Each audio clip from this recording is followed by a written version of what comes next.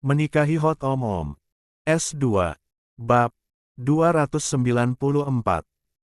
Aksa diam sejenak, menahan tarikan napas panjang, lalu berjalan memutari kap mobil dan masuk ke kursi pengemudi.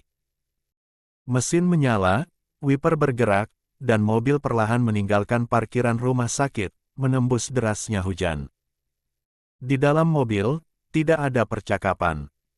Laivia duduk dengan kedua tangan yang saling menggenggam erat di pangkuan, jemari bergetar kecil.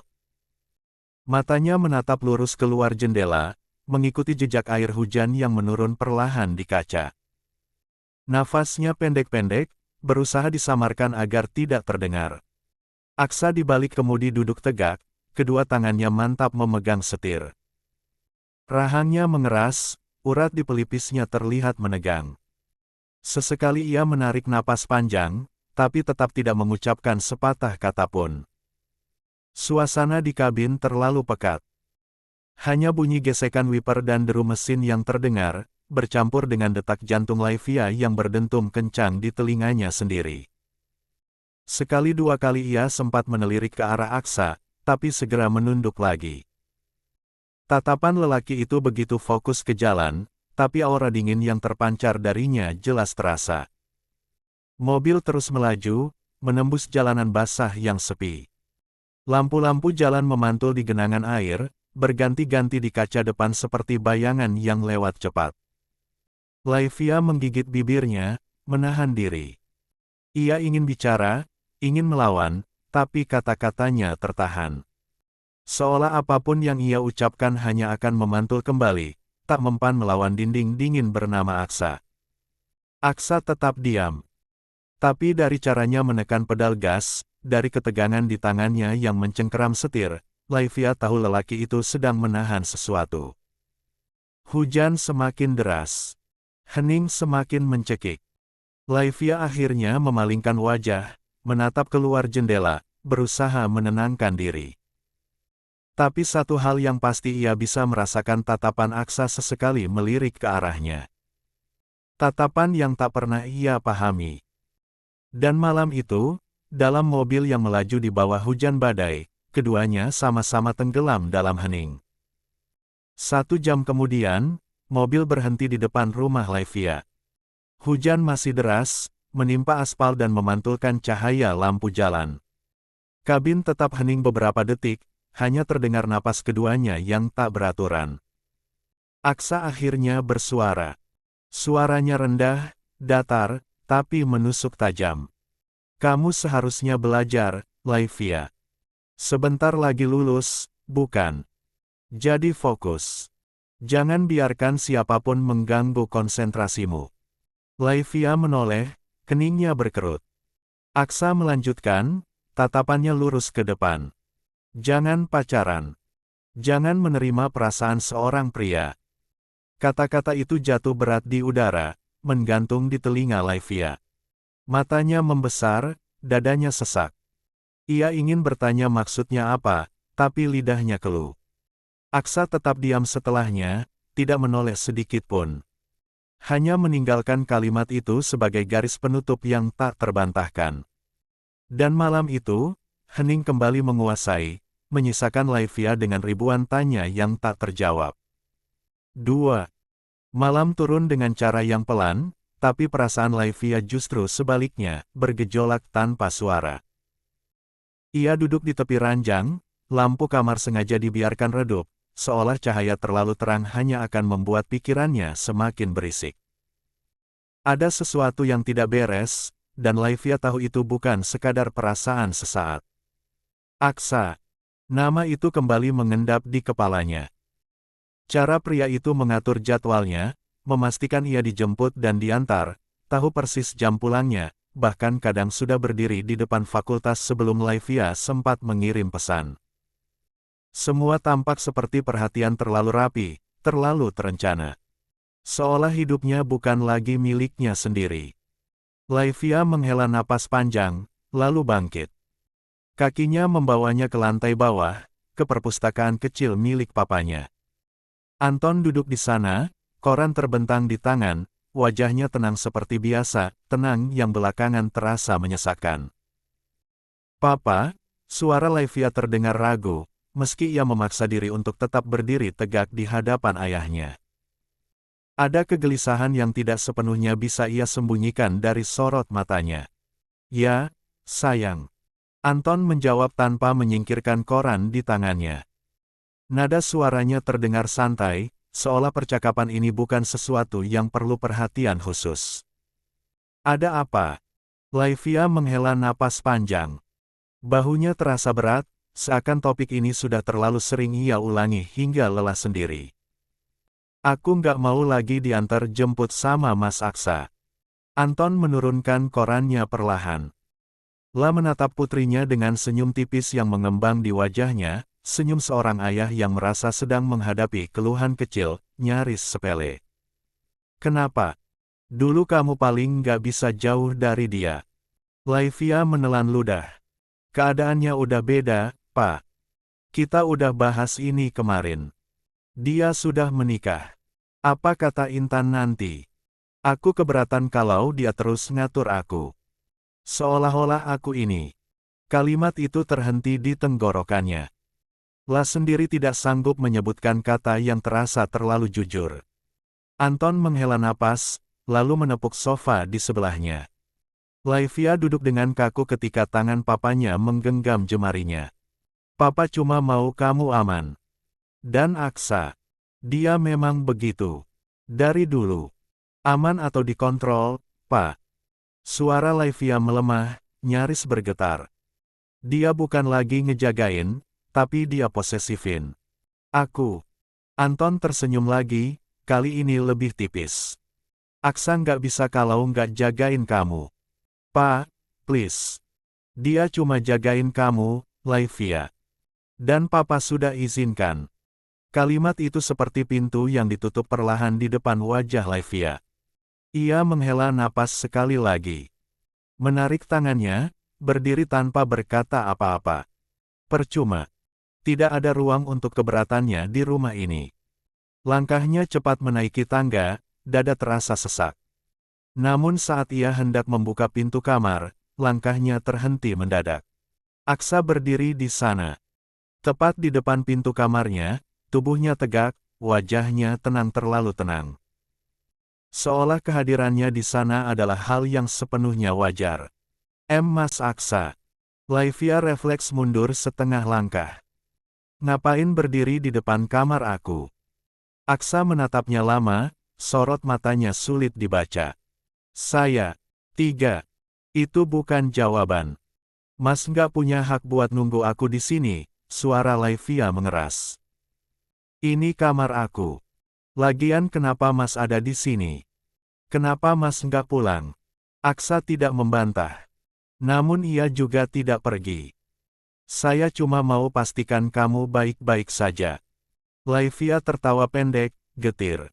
Dengan cara ngawasin aku. Dengan cara tanggung jawab. Kata itu membuat Laivia terdiam. Ia menatap Aksa, mencoba menemukan batas antara perhatian dan kepemilikan, dan semakin lama, batas itu terasa menghilang. Aku nggak minta Mas bertanggung jawab atas hidup aku. Aksa mendekat satu langkah. Tidak menyentuh, tidak memaksa, tapi cukup untuk membuat ruang di antara mereka terasa menyempit. Ada hal-hal yang belum bisa saya jelaskan. Sejak kapan hidup aku perlu penjelasan orang lain? Laivia membuka pintu kamarnya, berdiri di ambang dengan tangan gemetar. Tolong, Mas. Beri aku ruang. Aksa menatapnya lama, lalu akhirnya mundur. Istirahat. Besok saya antar seperti biasa. Enggak, Laivia menggeleng tegas. Mendengar lelaki itu akan mengantarnya, emosinya mendadak meledak. Aku mau berangkat sendiri.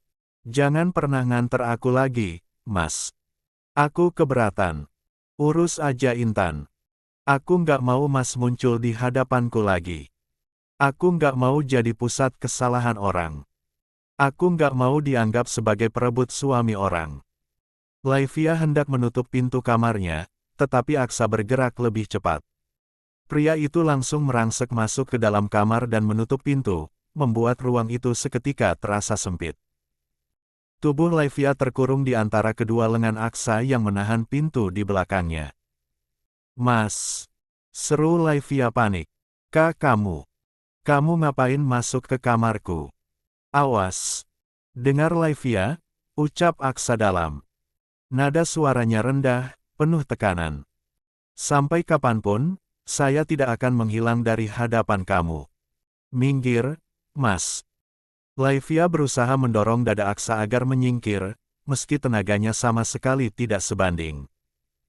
Aku nggak mau lihat Mas Aksa di sini. Awas. Nggak akan. Aksa justru menangkap kedua tangan Laivia dan menguncinya di atas kepala gadis itu. Tatapannya mengeras. Saya nggak akan menyingkir dari mata kamu walau kamu berusaha menyingkirkan saya, Laivia. Dan, ya, kamu dan teman residen kamu tadi, jangan sampai saya yang suruh dia jauhi kamu. Laivia menggeram marah. Dadanya naik turun menahan emosi yang memuncak. Mas nggak berhak. Mas nggak berhak buat ngatur aku buat temenan sama siapa aja. Mas nggak berhak. Saya berhak, tekan Aksa tanpa ragu. Jelas saya berhak. Atas dasar apa Mas berhak ngatur aku? Teriak Laivia pada akhirnya. Suaranya bergetar, bukan hanya karena marah, tapi juga lelah. Kamu bukan siapa-siapa aku. Harusnya kamu itu lindungin istri kamu, bukan aku. Rahang Aksa mengeras.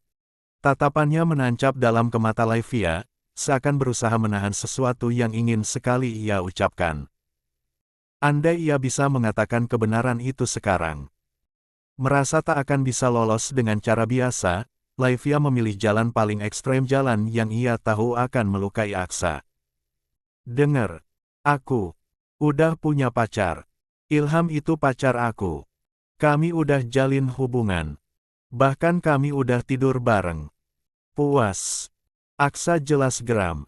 Cukup, Laivia. Gue udah ML sama dia, bahkan gue udah have sex sama dia. Sering. Lo masih mau jagain gue? Gue udah nggak perawan. Gue udah kotor. Fuck. Geram Aksa. Cengkeramannya pada pergelangan tangan Laivia menguat tanpa sadar. Jaga kata-kata. 4. Kamu, Hon. Gue bahkan udah telanjang di depan dia. Dan lo, udah gagal ngelindungi gue. Sekarang, pergi. Lo itu ham. Geram, Aksa langsung melumat bibir Laivia yang terus berbicara. Ia tahu benar siapa Laivia sebenarnya. Perempuan itu tidak mungkin merendahkan harga dirinya sendiri. La tahu betul Laivia adalah perempuan yang mampu menjaga dirinya. Mas. Laivia berusaha mendorong dada Aksa. Mas Ham. 5. Dengan napas yang masih menderu dan dada yang bergetar hebat, ciuman itu akhirnya terlepas. Arka tetap tak menjauh. Ia justru menyatukan keningnya ke kening Laivia, seolah jarak setipis itu masih sanggup menahan dirinya agar tidak kembali tenggelam. Hawa panas napas mereka saling beradu, bercampur dengan detak jantung yang berlari tak beraturan. Laivia, ucapnya parau, dadanya naik turun tak terkendali. Seperti sebelumnya, tangan Laivia masih berada dalam cengkeraman Aksa, kuat, seolah lelaki itu adalah satu-satunya penopang yang membuatnya tidak benar-benar runtuh. Laivia mengeraskan rahangnya. Bibirnya terkatup rapat, membungkam 1000 kata yang berdesakan di kepalanya. Dadanya ikut naik turun, menahan emosi yang nyaris tumpah. Matanya memerah, panas, namun ia bertahan sekuat tenaga agar air mata itu tidak jatuh di hadapan lelaki yang kembali merobek lukanya. Tolong, ucap Arka lagi, nadanya semakin tertekan. Jangan pancing saya, Laivia. Jangan bahas Intan lagi. Jangan terus bawa dia dalam hubungan kita. Jangan mencoba menyakiti saya dengan kata-kata tidak masuk akal kamu itu. Saya nggak percaya. Kamu wanita baik-baik yang pernah saya tahu. Laivia mendengus pelan, getir. Tatapannya terangkat, menabrak mata Arka dengan kemarahan yang tak lagi ia sembunyikan. Hubungan apa maksud lo, Arka. Kita bahkan nggak punya hubungan apapun. Sungguh, Arka ingin mengatakan segalanya saat ini juga. Ingin merobohkan semua tembok yang selama ini ia bangun, ingin membongkar rahasia yang membuat Laivia terus terperangkap dalam rasa sakitnya. Namun bayangan janjinya pada Anton kembali menahan lidahnya, mengekang kejujuran yang sudah di ujung bibir. Saya akan jelaskan ke kamu, Laivia. Enggak sekarang, please. Jangan paksa saya untuk jadi orang yang ingkar. Laivia menunduk. Kata-kata itu justru menusuk lebih dalam, menghunjam tepat di pusat hatinya yang sudah babak belur. Pernikahan Aksa dan Intan adalah trauma terbesarnya, luka yang tak pernah benar-benar sembuh meski waktu berusaha mengaburkan ingatan. Kenangan itu terlalu nyata untuk ia sangkal, terlalu pahit untuk dilupakan. Dan kini, lelaki di hadapannya berbicara seolah-olah ada sesuatu yang istimewa di antara mereka, seolah-olah hatinya tak pernah dihancurkan. Menarik napas dalam-dalam, berusaha menenangkan dirinya yang kembali retak dan nyaris runtuh, Laivia perlahan mengangkat wajah. Sorot matanya merah, basah oleh emosi yang tertahan terlalu lama, sementara air mata menitik pelan seolah jatuh dengan ragu, satu persatu, menuruni garis pipinya. Cukup lo sakiti gue, Aksa. Gue udah terlalu remuk. Please, menjauh dari gue. Air mata itu akhirnya luruh sepenuhnya, jatuh tanpa suara, membasahi pipinya yang pucat dan dingin, membawa serta rasa sakit yang tak lagi sanggup ia simpan sendirian.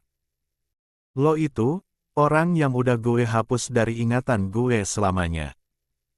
Laivia meneguk ludahnya dengan susah payah, tenggorokannya terasa perih. Kalimat itu bahkan terdengar berkhianat pada hatinya sendiri, sebab kenyataannya justru bertolak belakang. Lelaki di hadapannya masih melekat begitu kuat, terlalu dalam, terlalu nyata untuk benar-benar dihapus.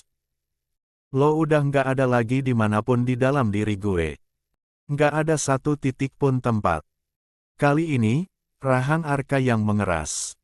Ia menahan gejolak yang berputar liar di dadanya. Lah tahu, Laivia masih terjebak pada luka lama, perkara pernikahannya dengan Intan yang sebenarnya telah berakhir, namun tak pernah sempat ia jelaskan.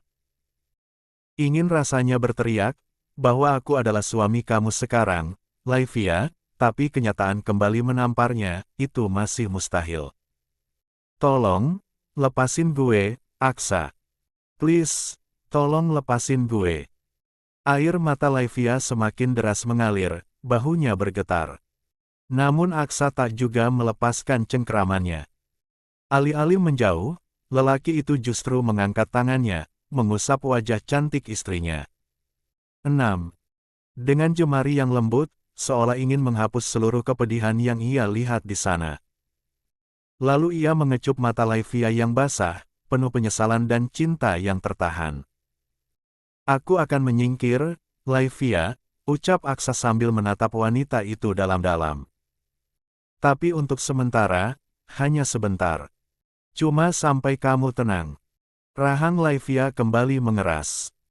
Ia ingin memaki, ingin meluapkan semuanya pada lelaki ini, lelaki yang terlalu dekat sekaligus terlalu jauh. Namun lelah lebih dulu menelannya bulat-bulat. Semua terasa percuma. Aksa akhirnya melepaskan cekapan tangannya. Ia meraih dagu Laivia yang tertunduk, memaksanya berhenti bersembunyi dari kenyataan. Sesaat, ia memandangi wajah cantik istrinya yang menolak menatapnya balik, seolah satu tatapan saja bisa menghancurkan benteng terakhir yang Laivia miliki. Lalu, dengan gerakan lambat, Aksa mengecup keningnya lama, penuh makna yang tak terucap. Aku selalu ada di sekitar kamu. Aku akan jaga kamu. Setelah itu, Aksa menarik pintu di belakang Laivia dan melangkah keluar dari kamar. Bunyi pintu yang menutup terdengar begitu pelan, namun dampaknya menghantam Laivia tanpa ampun. Tubuhnya langsung luruh ke lantai, punggungnya bersandar pada pintu yang kini menjadi pembatas di antara mereka. Air matanya mengalir deras, tak lagi bisa ia cegah. Ia menangis, merintih, lalu berteriak dalam keputusasaan yang memekakkan. Lo brengsek, Aksa. Isaknya. Iya, gue masih sayang sama lo, gue bahkan masih cinta sama lo. Keesokan harinya, pagi masih terlalu muda ketika Laivia turun dari lantai atas, mendorong koper di tangannya. Rumah itu masih sunyi, udara pagi terasa dingin, namun dadanya justru penuh sesak. Ia benar-benar sudah tidak bisa menahan semuanya emosi, luka, kelelahan yang menumpuk tanpa sempat pulih. Ia lelah. Ia benar-benar tidak mengerti. Setiap usaha untuk bicara dengan papanya selalu berujung buntu, tak pernah sampai pada pemahaman yang ia harapkan. Percuma. Dan karena itulah, pagi ini ia memilih jalan ini, jalan yang mungkin menyakitkan, tetapi setidaknya memberinya ruang bernapas. Laivia, ucap Anton saat melihat putrinya melewati ruang makan. Nada suaranya spontan, terkejut. Mau kemana kamu? Anggi yang juga melihat Laivia segera bangkit dan melangkah cepat menghampiri. Tangannya langsung merangkul putrinya dari samping, seolah takut Laivia akan benar-benar menghilang jika dilepaskan. Loh, Laivia, apa ini? Kenapa bawa-bawa koper segala? Laivia menghela napas panjang. Pandangannya bergantian tertuju pada papa dan mamanya, wajah-wajah yang begitu ia cintai, namun kini terasa tak lagi mampu melindunginya. Kalau papa sama mama nggak bisa tegas sama Mas Aksa buat nggak ngatur-ngatur Laivia, biar Laivia yang pergi dari rumah ini, Pak, Ma. Dari tempat mereka masing-masing, Anton dan Anggi saling menatap. Tatapan itu lama, syarat makna, seolah tanpa kata pun mereka sudah saling berbicara, tentang kekhawatiran, tentang kesalahan, tentang putri mereka yang berdiri di ambang keputusan besar. Anton, yang peka menangkap perubahan sikap Laivia, segera berdiri dan menghampirinya. Well, tapi, nak. Aksa hanya. Laivia nggak akan negosiasi soal ini, Pak, potong Laivia tegas. Suaranya tenang, tapi mengandung tekad yang sulit digoyahkan. Tolong kasih waktu Laivia 3 bulan buat lulus koas dengan tenang. Terserah mama sama papa mau ngapain setelah itu. Tapi Laivia udah punya keputusan sama jalan Laivia sendiri. Perusahaan Anton. 7. Mas. Kasih waktu Laivia dulu, Aksa. Kamu sudah berjanji tidak mengganggunya sementara waktu. Dia butuh ruang. Aksa menghela napas berat. Sudah 1 minggu penuh ia tidak melihat Laivia, dan jarak itu terasa seperti hukuman yang pelan-pelan menenggerogoti dadanya. Hatinya berkecamuk, pikirannya tak pernah benar-benar tenang. Setiap hari dilalui dengan rasa resah yang tak terjelaskan, terlebih setelah dari laporan anak buahnya ia melihat sendiri bagaimana kedekatan istrinya itu dengan lelaki lain sesuatu yang terus mengusik, menimbulkan cemburu yang tak bisa ia akui terang-terangan. Tapi, Mas, Ilham hanya teman Laivia. Kamu tidak perlu khawatir, Aksa, ucap Anton tenang, suaranya datar namun tegas, tanpa sedikit pun mengalihkan pandangannya dari dokumen yang sedang ia baca. Fokus pada pekerjaanmu. Lusa, kamu harus berangkat ke Inggris untuk negosiasi kerjasama itu. Mas, tapi... Anton akhirnya mengangkat wajahnya. Tatapannya kini tertuju langsung pada Aksa, penuh makna dan peringatan yang tak perlu diucapkan dengan kata-kata. Tatapan itu cukup untuk menghentikan semua bantahan yang masih ingin Aksa lontarkan. Menyadari upayanya akan sia-sia, Aksa pun berdiri dari kursinya. Dengan rahang mengeras dan langkah tertahan, ia berbalik, lalu meninggalkan ruangan itu, membawa serta kegelisahan yang semakin berat di dadanya. 8. 3 bulan setelahnya. Aula utama Fakultas Kedokteran itu hening sesaat sebelum gema suara dekan memenuhi ruangan. Laivia berdiri tegak di antara puluhan calon dokter lainnya, mengenakan jas putih dengan pin kecil berlogo institusi di dada kiri. Rambutnya disanggul rapi, wajahnya tenang, meski jantungnya berdetak lebih cepat dari biasanya. Di hadapannya, deretan kursi dipenuhi keluarga, orang tua, dan orang-orang yang menaruh harap besar pada mereka yang berdiri di sini. Hari ini bukan sekadar kelulusan. Hari ini adalah pengambilan sumpah dokter. Saudara-saudari sekalian, suara dekan terdengar berat dan khidmat. Hari ini, kalian tidak hanya menerima gelar, kalian menerima amanah. Laivia menarik napas dalam. Ketika sumpah mulai dibacakan, ia mengangkat tangan kanannya, mengikuti irama kata demi kata yang sudah ia hafal, namun kini terasa jauh lebih berat maknanya. Saya akan membaktikan hidup saya guna kepentingan perikemanusiaan. Saya akan menjalankan tugas saya dengan cara yang terhormat dan bermoral. Kesehatan pasien akan saya utamakan. Setiap kalimat menghantam dadanya seperti palu kecil. La teringat malam-malam jaga yang melelahkan, pasien-pasien yang meninggal di hadapannya, tangis keluarga yang tak bisa ia redam, dan dirinya sendiri, yang berkali-kali pulang dengan hati remuk tapi tetap datang lagi keesokan harinya. Saya akan menghormati rahasia yang dipercayakan kepada saya. Saya tidak akan mempergunakan pengetahuan kedokteran saya untuk melanggar hak asasi manusia. Matanya terasa panas. La tahu, sumpah ini bukan sekadar formalitas. Ini adalah ikatan seumur hidup. Ketika sumpah selesai diucapkan dan ruangan dipenuhi tepuk tangan, Laivia menunduk pelan. Ada getar halus di ujung jarinya. Bukan karena ragu, melainkan karena sadar, sejak detik ini, hidupnya tak lagi hanya miliknya sendiri. Di deretan kursi paling belakang aula, sedikit menyamping dari kerumunan utama, seorang lelaki duduk tenang dengan setelan hitam sederhana. Tidak mencolok, tidak mencari perhatian. Aksa. Tatapannya tak pernah lepas dari satu sosok di barisan depan Laivia. Saat nama Laivia disebut, dan ia melangkah maju dengan jas hitam yang terpasang rapi, dada Aksa terasa menghangat oleh rasa yang sulit ia definisikan. Bangga, terharu, dan nyeri dalam waktu yang bersamaan. Ia menyaksikan istrinya mengangkat tangan kanan, mengikuti sumpah dokter dengan suara tegas, tanpa gemetar.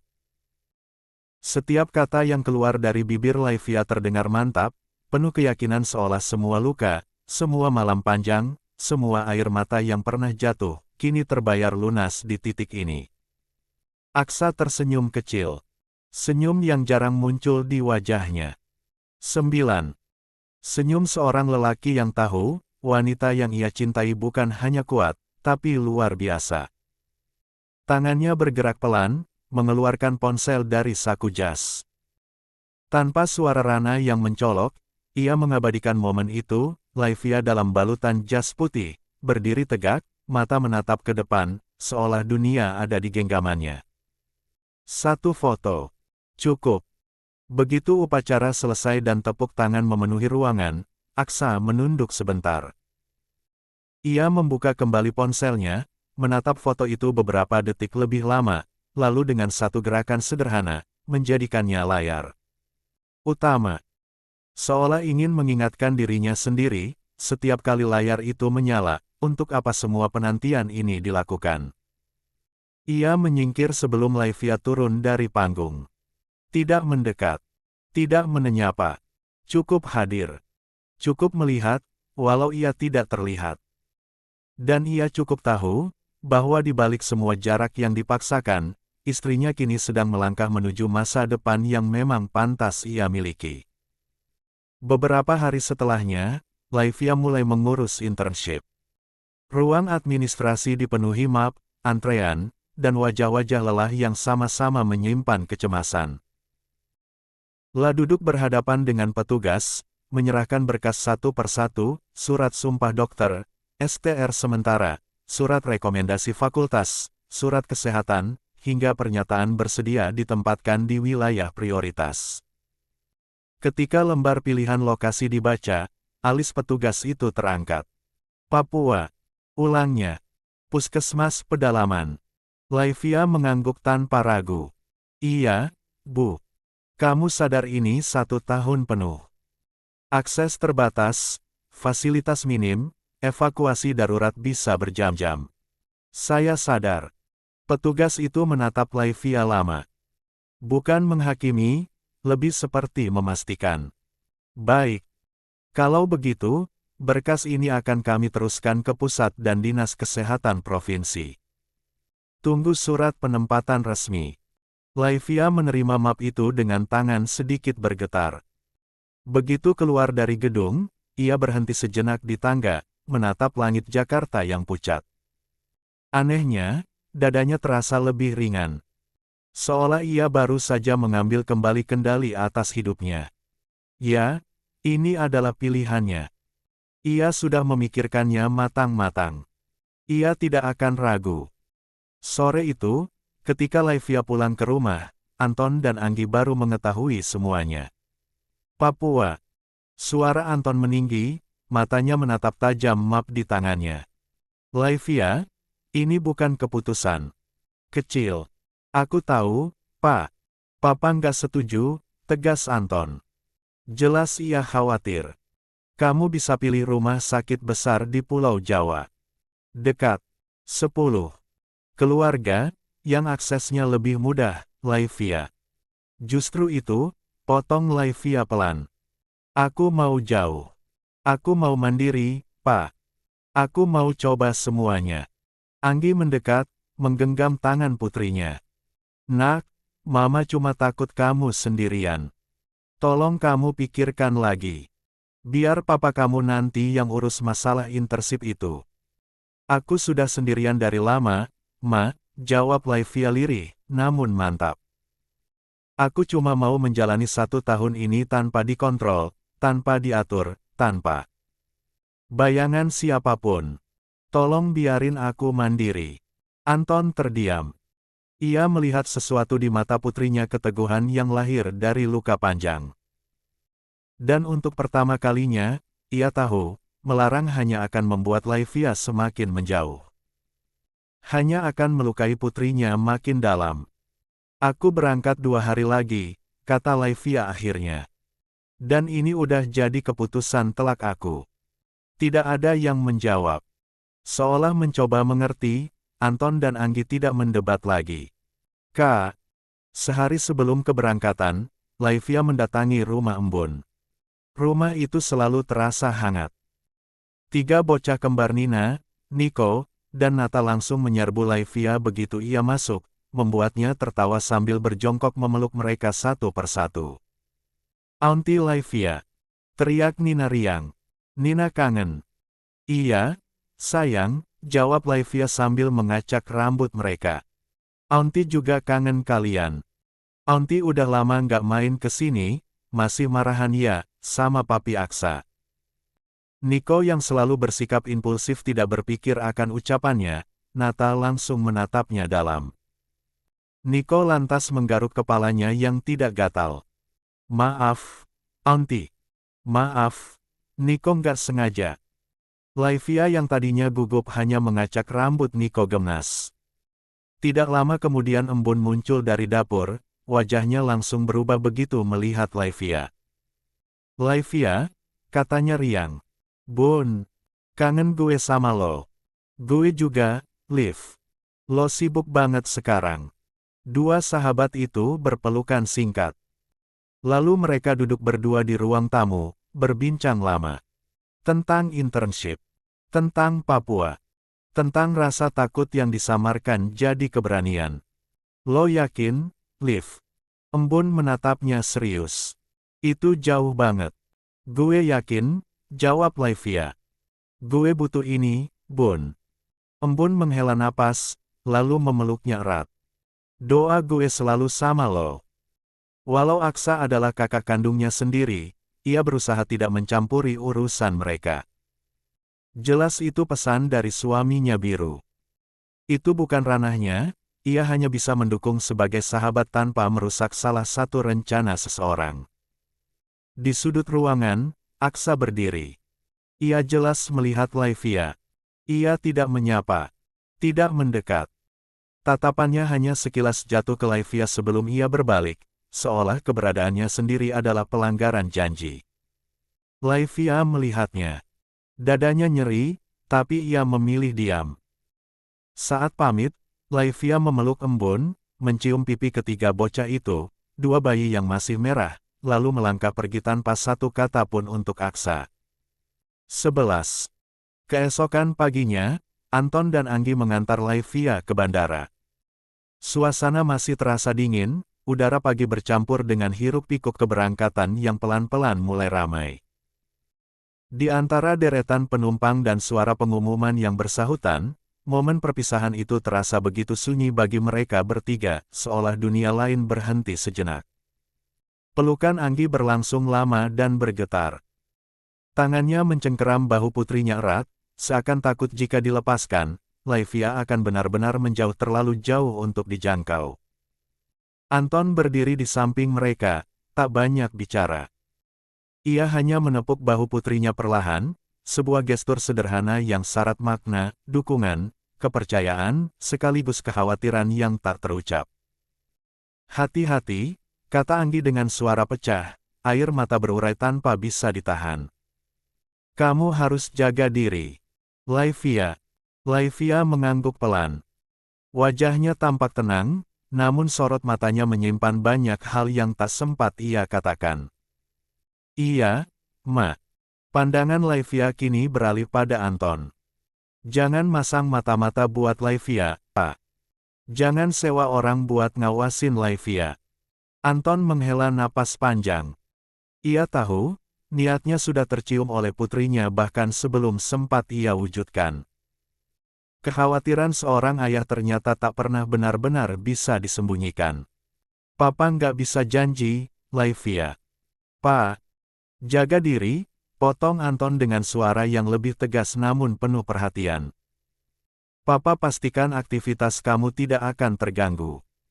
Termasuk dari Mas Aksa, Pak. Anton terdiam.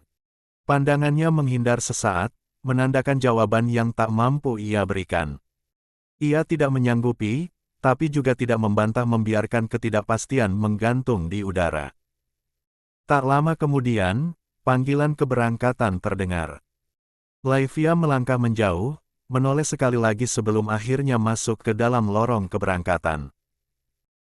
Pesawat itu kemudian lepas landas, membelah langit pagi, membawa Laivia menuju hidup yang sama sekali baru hidup yang ia pilih sendiri, dengan segala risiko dan harapan yang menyertainya. Sore harinya, Aksa datang ke rumah Anton dengan langkah cepat dan wajah yang tegang. Rumah itu tampak sama seperti biasanya, tenang, megah, dan tertata rapi namun bagi Aksa, suasananya terasa mencekik. Ada sesuatu yang tertahan di dadanya sejak ia tahu Laivia telah pergi, dan sore ini ia datang dengan satu tujuan, menuntut jawaban. Mas, suaranya terdengar tegang, nyaris menahan ledakan emosi. Kenapa saya tidak diberitahu? Anton menatapnya lama. Tatapan seorang kakak, seorang ayah, sekaligus seseorang yang memikul terlalu banyak pertimbangan. Ia menghela napas pelan sebelum akhirnya menjawab, suaranya datar namun penuh arti. Belum saatnya, Aksa. Aksa membeku. Kata-kata itu menghantamnya lebih keras dari yang ia perkirakan. Mas, saya mohon. Dan kamu, lanjut Anton tanpa meninggikan suara, belum selesai dengan hukuman saya. Kamu pernah menyakitinya terlalu dalam. Napas Aksa tertahan. Dadanya sesak. Mas Anton sudah janji, ucapnya parau, suaranya retak menahan emosi. Setelah dia lulus. Rindu itu memang menyiksa, potong Anton tenang. Nada bicaranya tidak berubah, seolah rasa sakit itu. 12. Adalah bagian dari proses yang harus dijalani. Tapi saat kalian bertemu lagi nanti, saya yakin perasaan itu akan jauh lebih kuat. Aksa berdiri terpaku. Matanya menatap Anton tanpa berkedip, tak percaya dengan apa yang baru saja ia dengar. 1 tabun lagi. Saya akan beritahu. Kalimat itu jatuh seperti vonis. Dan untuk pertama kalinya dalam hidupnya, Aksa benar-benar merasa kehilangan bukan hanya kehilangan Laivia, tapi juga kehilangan kendali atas sesuatu yang selama ini ia yakini sebagai haknya. Nggak bisa, Mas. Jawab Aksa tegas. Suaranya meninggi, penuh tekad yang tak bisa lagi ia tahan. Saya suaminya. Dia tanggung jawab saya. Saya akan mencarinya dengan atau tanpa bantuan Mas Anton. Dan, ya, saya akan mengatakan semuanya. Tanpa menunggu jawaban, Aksa berbalik. La meninggalkan rumah mewah itu dengan langkah panjang dan tergesa, langsung masuk ke mobilnya. Mesin dinyalakan, roda berdecit pelan, dan mobil itu melaju meninggalkan halaman, seolah mengejar sesuatu yang telah terlalu jauh untuk digenggam. Anggi yang sejak tadi diam akhirnya melangkah mendekat dan menyentuh lengan suaminya. Mas, Aksa, biarkan mereka berusaha. Memang sudah saatnya Laivia tahu, Anggi, ucap Anton tenang, pandangannya lurus ke depan. Aku tidak akan menghalangi mereka lagi. Aku butuh cucu. 13. Papua. Pesawat mendarat dengan hentakan halus di landasan kecil yang dikelilingi hutan lebat. Laivia menatap keluar jendela, melihat bentangan hijau yang tak ada habisnya. Tidak ada gedung tinggi. Tidak ada deretan lampu kota. Hanya alam yang luas dan sunyi, seolah dunia di sini berjalan dengan ritmenya sendiri. Saat ia menuruni tangga pesawat, udara panas dan lembab langsung menyergap. Berbeda jauh dari Jakarta. Bau tanah basah, kayu, dan udara asin bercampur menjadi satu. Laivia menghela napas panjang. Dadanya berdebar bukan karena takut, melainkan karena sadar, mulai hari ini, ia benar-benar sendirian. Mobil dinas menjemputnya bersama dua dokter muda lain. Perjalanan menuju puskesmas memakan waktu berjam-jam, melewati jalan tanah, jembatan kayu, dan sungai kecil yang hanya bisa dilalui perlahan.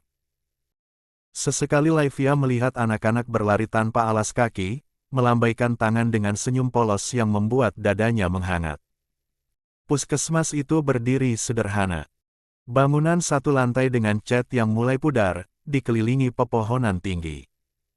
Seorang perempuan parubaya menyambut mereka dengan senyum ramah. Selamat datang. Saya Suster Maria. Laivia tersenyum dan menjabat tangannya.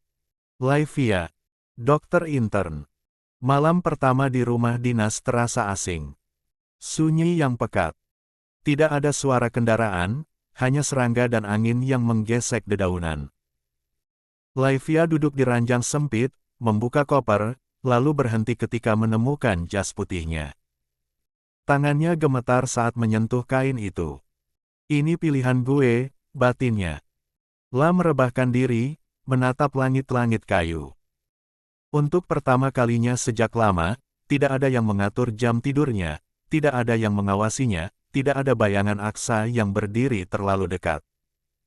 Namun anehnya, justru di kesunyian itu, nama lelaki itu muncul tanpa diundang. Laivia menutup mata kuat-kuat. Fokus, Laivia. Ini tentang lo. Tentang hidup lo. Jakarta. 3 bulan berlalu. Aksa berdiri di depan jendela ruang kerjanya. Kota Jakarta terbentang di bawah, penuh cahaya, penuh suara namun terasa kosong. Ponselnya ada di tangan, layar gelap. Tidak ada satupun kabar dari Laivia. Tidak ada alamat. Tidak ada nomor baru. Anton menepati janjinya. Ia tidak mengatakan apapun dan bahkan menutup akses. Aksa mengepalkan tangan. Rahangnya mengeras. Papua, pikirnya. Kata itu terus berputar di kepalanya, seperti kompas yang perlahan menunjuk arah. La berbalik, meraih kunci mobil. Cari, ucapnya singkat pada orang kepercayaannya di ujung telepon. Saya mau tahu di mana istri saya ditempatkan. Langkahnya mantap. Kali ini bukan sekadar rindu yang menuntunnya, tapi tekad. 14. Karena 1 tahun terlalu lama untuk orang yang tahu, ia hampir kehilangan segalanya. Bahkan, 3 bulan ini dia sudah seperti orang gila mencari di mana istrinya. Hari ini, ia mendapatkan titik terang. Walau belum jelas keberadaannya, setidaknya ia tahu di kota mana Laivia berada. Hari-hari Laivia bergerak dalam pola yang pelan tapi menuntut. Pagi selalu dimulai lebih cepat dari kebiasaan Jakarta. Udara masih dingin ketika ia berjalan menuju puskesmas, embun menempel di rumput dan ujung sepatunya. Di tempat ini, jam kerja bukan sekadar angka di papan, melainkan kebutuhan orang-orang yang datang sebelum matahari naik. Mita sering berjalan di sampingnya. Dokter intern teman Laivia itu bertubuh kecil, berkacamata, dengan suara lembut namun tegas saat menghadapi pasien. Mereka jarang bicara banyak di pagi hari, sama-sama masih menyesuaikan diri dengan ritme yang tidak memberi ruang untuk mengeluh. Pasien malaria tadi malam lumayan berat, ya, Liv, ujar Mita sambil membuka buku catatan. Laivia mengangguk. Kita cek ulang labnya hari ini. Jangan sampai telat. Bisa bahaya. Belum sempat mereka meletakkan tas di ruang jaga, langkah tergesa terdengar dari lorong depan. Suster Maria muncul dengan wajah tegang, napasnya sedikit memburu. Dokter Laivia, Dokter Mita, panggilnya cepat. Di IGD ada pasien kecelakaan. Laivia langsung berbalik. Tanpa banyak tanya, ia dan Mita mempercepat langkah menuju ruang gawat darurat. Bau antiseptik bercampur darah langsung menyergap hidung begitu pintu IGD dibuka. Di atas ranjang periksa, seorang laki-laki terbaring dengan paha bagian dalam robek cukup lebar. Seragam lorennya sudah dipotong, darah mengering di beberapa bagian. Nama pasiennya Mayor Pramadana, Dok, lapor Suster Maria singkat. Perawakan laki-laki itu tinggi dan gagah. Wajahnya tegas, rahangnya kokoh, namun sorot matanya terlalu tenang untuk seseorang dengan luka seperti itu. Mita sempat mendekat, lalu langkahnya melambat. Ia menelan ludah, menatap luka yang terbuka. Dengan suara nyaris tak terdengar, ia mendekat ke sisi Laivia. Liv, kamu aja yang tangani, bisiknya. Aku belum siap. Laivia mengangguk pelan. Tidak menghakimi. Tidak memaksa. Ia mengambil alih sepenuhnya. Sarung tangan terpasang, alat disiapkan, napasnya stabil seperti otomatis, seperti tubuhnya tahu apa yang harus dilakukan. Ia lantas mendekat ke ranjang dan tersenyum ramah. Pagi, Bapak. Saya dengan Dokter Laivia, saya akan bersihkan lukanya, ya, Bapak. Kalau sakit bilang ya. Lelaki itu menoleh. Alih-alih meringis, ia justru tersenyum santai, seolah luka robek di pahanya bukan apa. Apa? Baik, Ibu Dokter, katanya patuh. Sejenak ia tatap wajah Laivia yang cantik berseri. Ia lantas menambahkan kalimat dengan nada setengah bercanda, tapi sepertinya ibu dokter yang cantik ini bisa jadi bius paling ampuh di sini. Tangan Laivia sempat berhenti sepersekian detik. Ia mendongak, alisnya terangkat tipis. Wah, katanya ringan, kalau begitu saya harus lapor ke farmasi. Kayaknya kita nggak butuh obat bius, ya. Bisa langsung saya jahit saja. Lelaki itu terkekeh pelan, bahunya sedikit terangkat menahan perih. Serius, Bu Dokter. Biasanya saya tidak tahan sakit, tapi ini pertama kalinya luka dijahit sambil senyum. Kalau begitu jangan kebanyakan senyum, balas Laivia sambil mulai membersihkan luka. Nanti jahitannya. 15. Jadi miring. Siap. Perintah atasan dilaksanakan, jawabnya cepat. Walaupun berat, demi ibu dokter saya akan berusaha. Laivia terkekeh kecil. Ia tidak menoleh, tapi senyumnya jelas terbaca di sudut bibirnya. Tenang aja, Pak. Saya akan jahit serapi mungkin. Biar nanti nggak malu kalau pakai seragam. Lelaki itu menatap wajah Laivia sesaat, entah kenapa hatinya menghangat, lalu berkata ringan, oh iya, saya belum kenalan. Nama saya Mayor Pramadana. Laivia melirik sekilas. Ah, Pak Mayor, jawabnya singkat. Tersenyum tipis. Saya Laivia, dokter intern.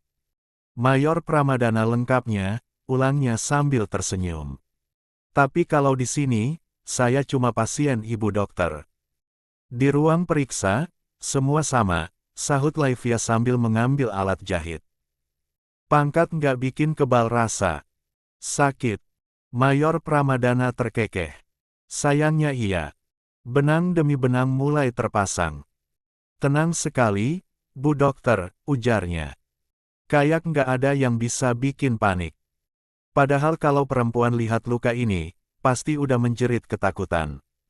Kalau saya ikut panik, pasiennya bisa kabur, jawab Livia pelan. Pak Mayor nanti bagaimana?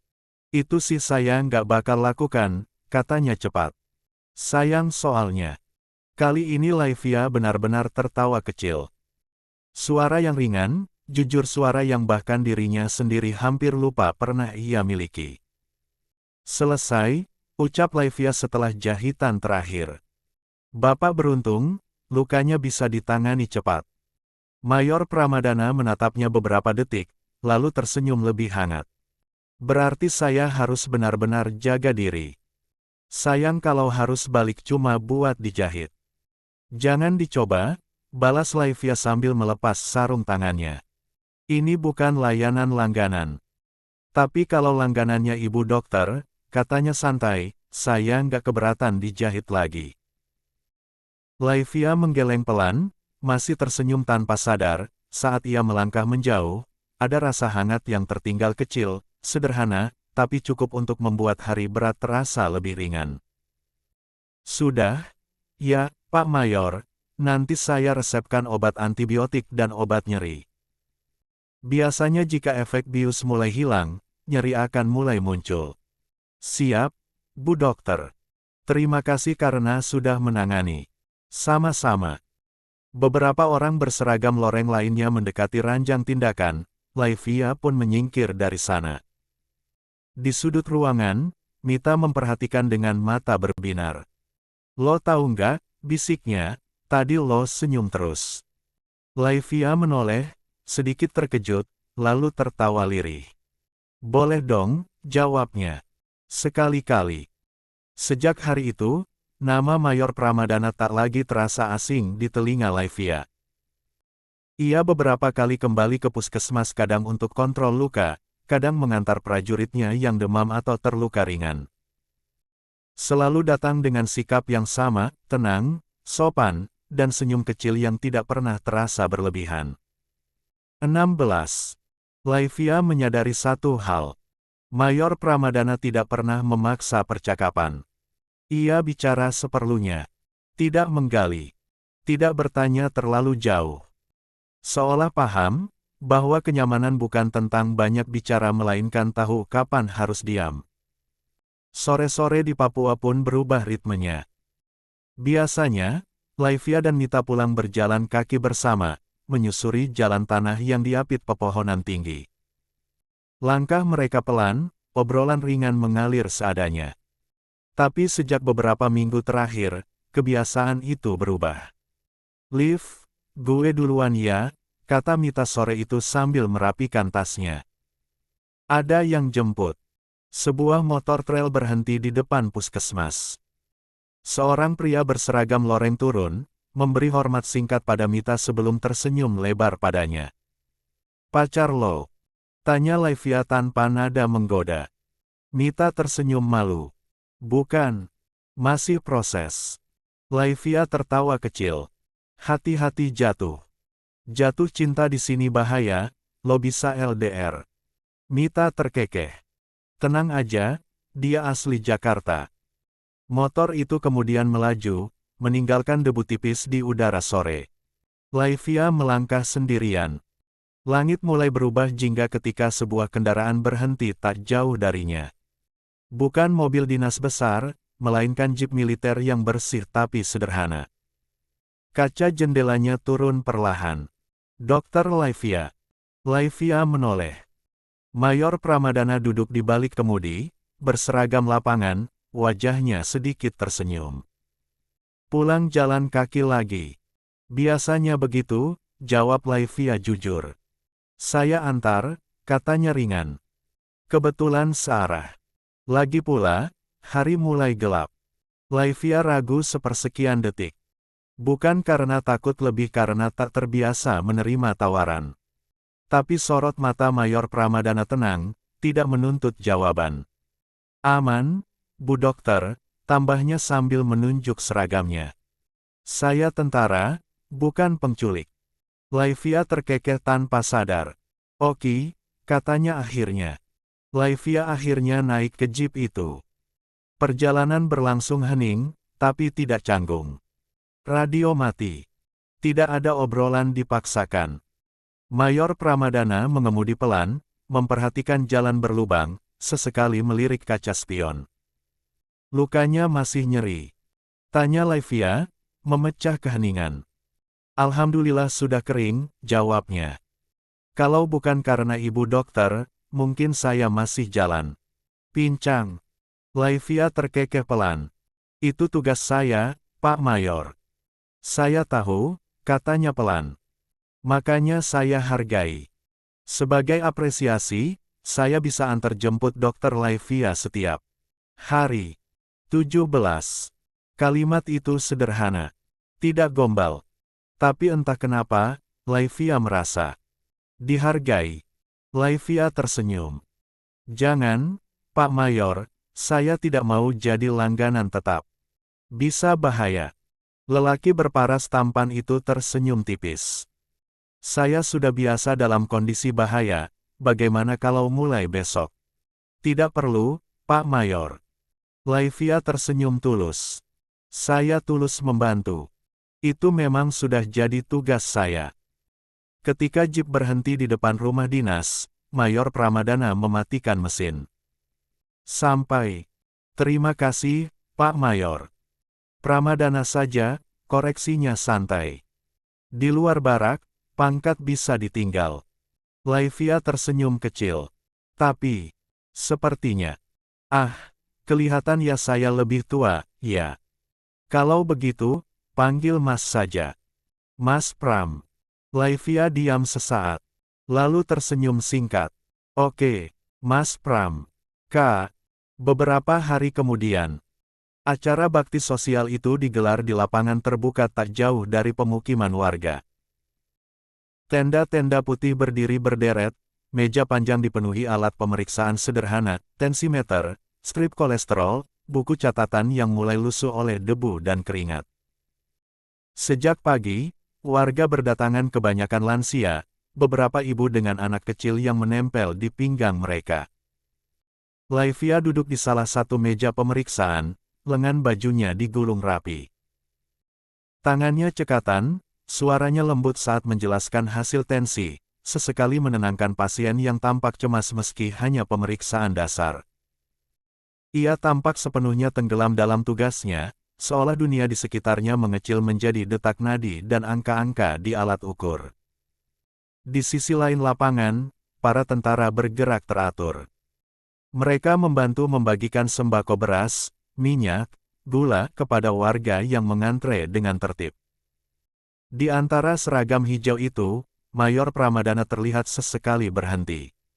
Bukan karena tugasnya terhambat, melainkan karena pandangannya kerap kembali ke arah yang sama. Diam-diam, Mita memperhatikan itu dari jauh. La berdiri beberapa langkah dari Laivia, berpura-pura sibuk mencatat, sebelum akhirnya mencondongkan badan sedikit dan berbisik, Laivi, lihat deh, Pak Mayor liatin lo terus dari tadi. Tanpa sadar, Laivia mengangkat pandangannya, mengikuti arah pandang Mita. Sejenak, mata Laivia dan Pramadana bertemu. Di tengah riuh lapangan, senyum Mayor itu terangkat tenang, hangat, tanpa niat mencuri perhatian siapapun. Laivia membalas senyuman itu, kecil dan singkat, tapi cukup untuk membuat dadanya terasa lebih ringan. Tidak lama kemudian, Pramadana terlihat sibuk kembali dengan kegiatannya. Ia mengangkat karung sembako, berbicara dengan warga, kembali menjadi bagian dari keramaian yang bergerak cepat. Laivia pun kembali fokus pada pasien di depannya, membantu seorang nenek merapikan selendang sebelum mempersilakannya berdiri. Beberapa saat setelah itu, langkah kecil berlari mendekat. Seorang anak perempuan dengan rambut dikepang dua berhenti tepat di hadapan Laivia, napasnya sedikit terengah. Bu dokter, ada titipan. Laivia tersenyum, bergeser dari tempat duduknya lalu berjongkok agar tingginya sejajar dengan si anak. Iya ade, titipan apa itu? Anak itu mengangkat tangannya, menunjuk ke arah lapangan. Ini, dari Pak Mayor yang ada di sana. 18. Laivia kembali menatap ke arah tunjuk sang anak kecil. Dari kejauhan, ia melihat Pramadana mengangkat sebotol air mineralnya sambil tersenyum sebuah kode sederhana, nyaris kekanak-kanakan. Matanya kemudian turun ke tangan kecil di depannya, pada botol air mineral yang sama persis. La tertawa kecil, sesuatu yang jarang terjadi tanpa ia sadari. Ah, makasih ya ade, bilang sama Pak Mayor terima kasih banyak. Anak itu mengangguk semangat lalu berlari pergi. Laivia berdiri kembali, menggenggam botol air itu sebentar sebelum meletakkannya di meja. Ia kembali ke tempat duduknya. Di tengah terik Papua dan lelah yang menempel sejak pagi, perhatian kecil itu terasa sederhana namun entah kenapa, cukup untuk membuatnya merasa ditemani. Mita yang merasakan ada sesuatu di sana kembali berbisik pada Laivia, "Cie, kayaknya Pak Mayor suka tuh, sama kamu." 19.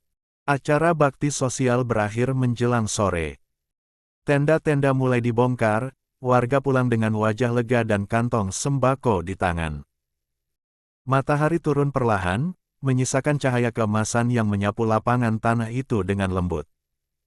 Laivia belum sempat berkemas ketika segerombolan anak-anak mengerubunginya. "Buk dokter, main Joe." "Iya, main benteng-bentengan." "Buk dokter jadi ketua E." Laivia tertawa kecil, sedikit kaget tapi tak menolak. "Main apa memangnya?" "Jaga markas," seru seorang anak laki-laki sambil menunjuk dua pohon besar yang berdiri berjauhan. "Ini pohon markas 1, itu markas 2. Kalau musuh sentuh, kalah." Tanpa banyak diskusi, anak-anak langsung membagi diri. Laivia ditarik ke satu sisi lapangan.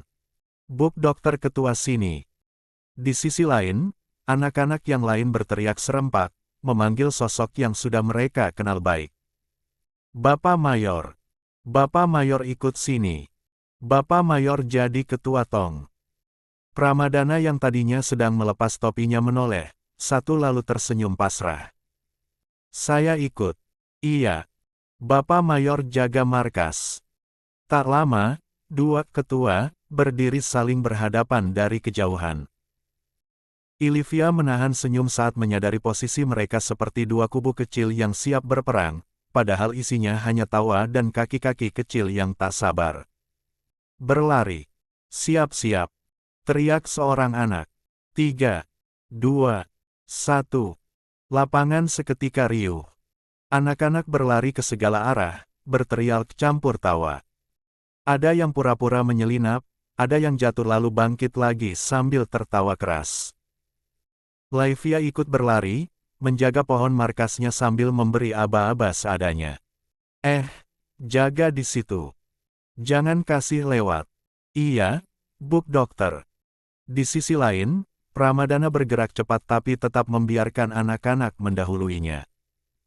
Sesekali ia berpura-pura lengah agar musuh bisa lolos, disambut sorak kemenangan kecil. Kejar-kejaran terjadi ketika dua anak dari tim lawan hampir menyentuh markas Laivia. Laivia refleks berlari mengejar, napasnya sedikit terengah, sepatu kerjanya menghantam tanah kering. Namun langkahnya salah pijak. Kakinya tersangkut akar pohon yang menonjol. Tubuhnya oleng ke depan. "Laivia." Pramadana yang melihatnya langsung bergerak cepat. Tangannya meraih pergelangan Laivia cepat, refleks seorang prajurit. Tapi tarikan itu justru membuat keseimbangan mereka runtuh bersama. Laivia jatuh tepat di atas tubuh tinggi Pramadana yang masih mengenakan seragam loreng lengkap. 20. Debu tipis mengepul. Sesaat, dunia seperti berhenti. Mata mereka saling berpandangan. Terlalu dekat. Terlalu sunyi untuk lapangan yang barusan riuh. Degup jantung Laivia berdetak tidak biasa, keras di telinganya sendiri. Ia menelan ludah, dadanya naik turun tidak beraturan. Sementara Pramadana tetap tenang, bahkan terlalu tenang, lengannya tanpa sadar melingkar di pinggang Laivia, menahannya agar tidak jatuh lagi. Genggamannya kuat, protektif, nyaris posesif. "Kamu nggak apa-apa?" tanyanya, suaranya rendah, masih dalam posisi itu.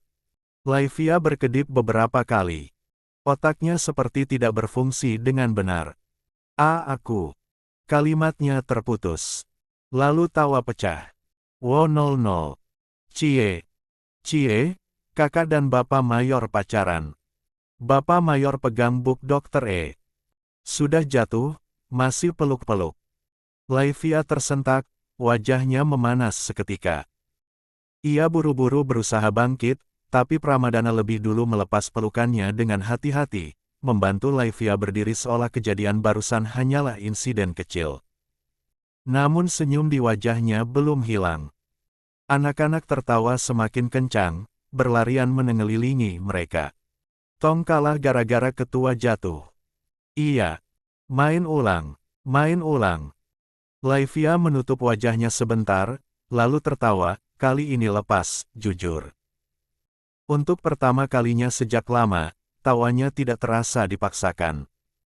Dan di sore Papua yang hangat itu, di antara debu, tawa anak-anak, dan dua pohon yang menjadi markas imajiner, Laivia menyadari satu hal sederhana. Merasa aman. Selesai permainan, matahari sudah mulai condong ke barat. Cahaya sore menyelinap di sela pepohonan, menyorot wajah-wajah kecil yang masih merah oleh tawa dan keringat. Anak-anak itu belum kehabisan tenaga, sementara Laivia justru merasa lututnya mulai protes pelan. Sudah, katanya sambil tertawa, menepuk-nepuk tangan. "Kita berhenti dulu. Lapar," seru beberapa anak hampir bersamaan. Seolah sudah menunggu momen itu, Pramadana melangkah maju. "Kalau begitu," katanya tenang tapi terdengar jelas, "kita makan." Sorakan langsung pecah. "Makan, makan.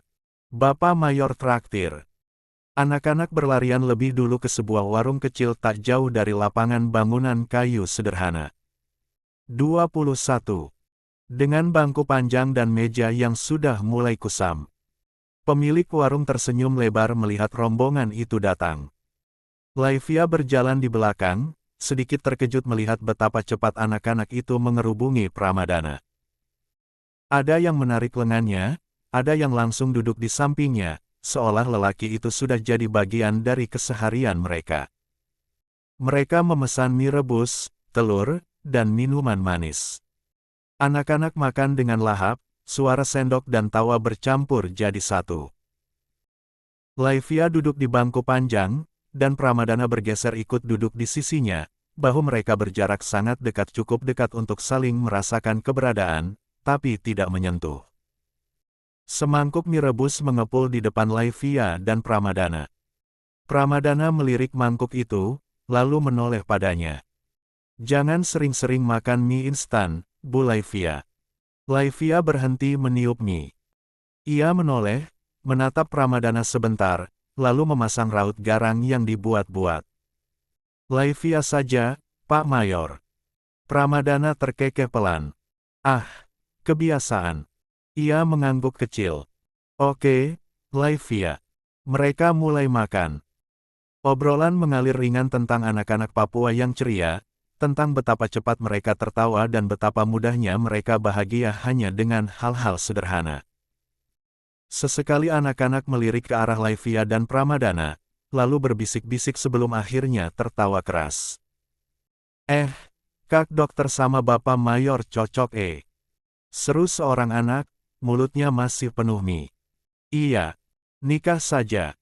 Timpal yang lain, tertawa cekikikan. Laivia tersedak kecil. Ia cepat-cepat meneguk minum, pipinya terasa panas. Tangannya sibuk merapikan rambut yang sebenarnya sudah rapi. Pramadana menangkap kecanggungan itu. Ia menoleh sedikit ke arah Laivia, suaranya diturunkan. "Jangan diambil hati ucapan anak-anak kecil itu." Laivia tertawa canggung. Iya, Mas." Belum sempat suasana mereda, seorang anak lain, lebih kecil, dengan mata bulat penuh rasa ingin tahu menyela lantang. Diambil hati juga nggak apa-apa, Bu Dokter. Pak Mayor nggak punya pacar.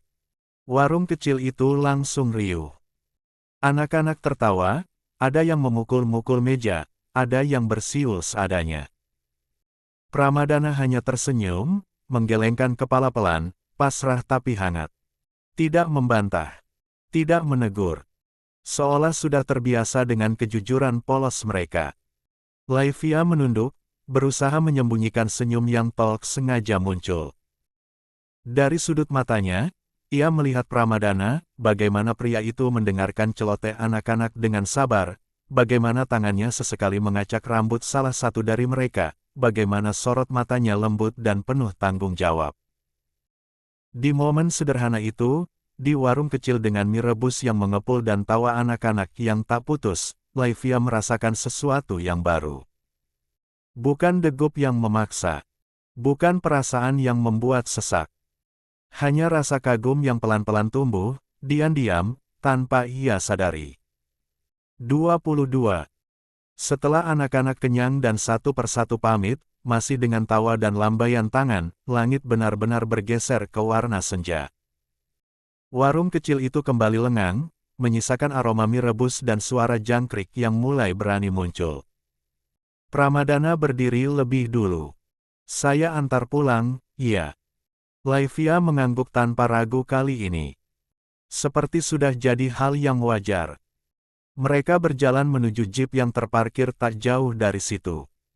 Jalan tanah memanjang di depan mereka, diapit pepohonan tinggi dan semak liar. Udara sore Papua terasa berbeda, lebih lembab, lebih pekat, tapi entah kenapa menenangkan. Barak Pramadana memang searah dengan rumah dinas Laivia. Jeep melaju pelan, roda sesekali menghantam lubang kecil. Di kejauhan, matahari turun perlahan di balik perbukitan, mewarnai langit dengan jingga dan ungu yang lembut. Anak-anak di sini, kata Laivia sambil menatap keluar jendela, energinya enggak habis-habis. Pramadana tersenyum kecil. Mereka tumbuh di alam yang keras, tapi hatinya ringan. Ia melirik sekilas. Banyak dari mereka tinggal di kampung-kampung kecil di sekitar distrik ini. Kalau ke puskesmas, bisa jalan kaki 1-2 jam. Laivia terdiam. Pantes banyak yang datang sudah terlambat kondisinya. Iya, jawab Pramadana. Makanya bakti sosial kayak tadi penting. Setidaknya pemeriksaan dasar bisa menjangkau mereka. Ia menunjuk ke arah kiri jalan. Itu jalur ke Kampung Asei. Kalau terus lurus, nanti tembus ke arah Danau Sentani. Mata Laivia berbinar samar. Aku belum sempat ke danau. Nanti, kata Pramadana ringan. Kalau ada waktu luang. Pagi-pagi bagus. Kabutnya turun pelan, airnya tenang. Jeep melewati jembatan kayu kecil. Di bawahnya, sungai mengalir tenang, memantulkan sisa cahaya sore. Papua itu luas, lanjut Pramadana. Banyak tempat indah, tapi juga banyak yang butuh perhatian. Saya ditempatkan di sini sudah hampir 2 tahun. Awalnya berat. Sekarang? Tanya Laivia. Sekarang, katanya setelah jeda singkat, saya belajar berdamai. Sama sunyi. Sama jarak. Sama kenyataan bahwa nggak semua hal bisa cepat selesai. Laivia mengangguk pelan. Kalimat itu terasa dekat, terlalu dekat dengan apa yang sedang ia jalani. Aku juga lagi belajar, ujarnya jujur. Bekerja dengan alat seadanya. Mengandalkan apa yang ada. Dan menerima bahwa nggak semua bisa kita selamatkan. Pramadana tidak langsung menjawab. Tangannya tetap stabil di kemudi. Tapi yang datang dan pulang dengan senyum, katanya kemudian, itu juga kemenangan, Laivia. Mobil melambat saat rumah dinas Laivia terlihat. Bangunan sederhana itu berdiri sunyi, diterangi lampu temaram. Jeep berhenti. Mesin dimatikan. Terima kasih, kata Laivia sambil membuka pintu. Untuk hari ini. Untuk anak-anak. Untuk obrolannya. Juga. 23. Pramadana menoleh. Senyumnya hangat, tidak berlebihan. Sama-sama. Papua memang lebih mudah dijalani kalau tidak sendirian. Laivia membalas senyuman itu tulus, kemudian turun, lalu menutup pintu. Sebelum melangkah masuk, ia menoleh sekali lagi. Mas Pram. Iya. Besok. Hati-hati di jalan. Pramadana mengangguk. Kamu juga. Jeep itu melaju pergi perlahan, meninggalkan debu tipis di udara senja. Laivia berdiri sejenak di depan rumah dinasnya, menyadari satu hal sederhana. Papua masih asing. Tantangannya masih banyak. Tapi hari itu, tempat ini terasa sedikit lebih hangat. Malam turun cepat. Langit yang sejak sore menggantung kelabu akhirnya runtuh dalam hujan deras. Air jatuh tanpa jeda, menghantam atap seng rumah dinas Laivia dengan suara berirama, keras, konstan, menutup dunia luar dalam tirai air. Ponsel Laivia bergetar di atas meja. Mita, Liv, gue nggak pulang ke rumah dinas malam ini ya. Nginep di rumah warga. Mereka ada syukuran kecil. Harusnya tadi sama lo, tapi lo pulangnya kelamaan.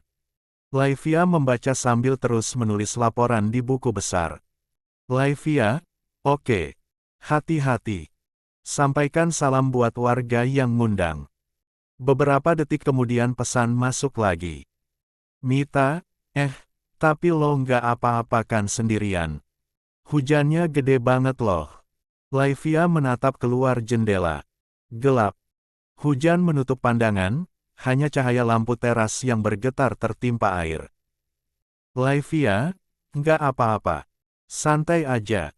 Aku juga masih lembur dikit lagi. Sebentar lagi juga tidur. Ia meletakkan ponsel, kembali pada berkas-berkas laporan kesehatan, data pemeriksaan lansia, catatan gizi anak, tindak lanjut pasien malaria. Pena bergerak pelan, pikirannya fokus. Sampai, tek, lampu berkedip, tek, lalu padam. Sekejap, rumah dinas tenggelam dalam gelap total. Laivia berhenti menulis. Napasnya tersendat. La meraih ponsel dengan tangan gemetar, menyalakan senter. Cahaya kecil itu menyorot dinding kayu, bayangan bergerak liar mengikuti goyangan tangannya. 24. Jantungnya berdegup terlalu cepat. Hujan di luar terdengar makin keras. Angin menggoyang pintu. Rumah itu terasa terlalu besar. Terlalu sunyi. Laivia berdiri lalu lututnya melemah. Tidak. Tidak sekarang. Tangannya mulai bergetar tak terkendali. Napasnya pendek-pendek. Udara seperti berhenti mengalir. Enggak. Gumamnya lirih, nyaris tak bersuara. Lo bisa, Laivi, lo bisa. Ia mundur satu langkah. 2. Hingga punggungnya menyentuh dinding. Lalu tubuhnya melorot, jatuh berjongkok di lantai kayu yang dingin.